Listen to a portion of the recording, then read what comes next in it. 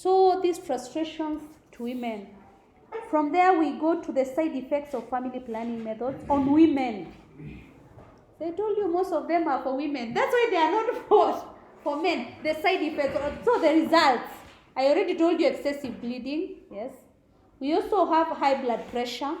Actually, this is happening to most of the women. After they had a lot of weight, you hear a woman was sitting somewhere and they died. They passed on.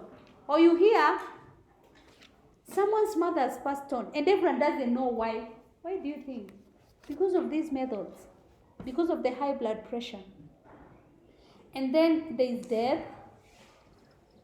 There is also sterility. That is, you cannot get pregnant and bring forth children. Some of these methods causes, yes, loss of appetite. I talked about it. There is also nausea. You feel like what? You want to vomit. There is also backache.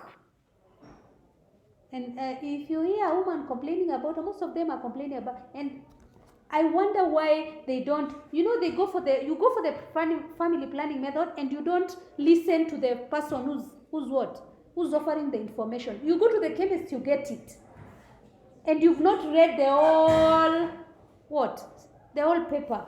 How many of you buy any medication, and then you read the leaflet inside?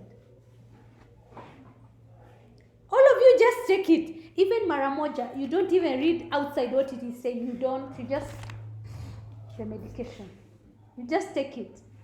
So, most women complain about backache. And then they start saying, I had a cesarean. I didn't give birth naturally. That's why I have a backache. If you have a cesarean, you're not supposed to have a backache. I know someone who gave birth last year via cesarean, and she's an air hostess. And in 2 months, she was back on the flight. 2 months. And she had her weight normal. Yes.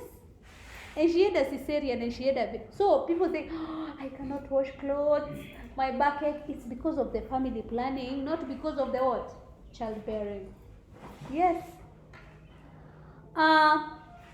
So those are the side effects. Ensure that you use the natural method when you're married. It is most comfortable also for the women. From there, we go to causes of conflict.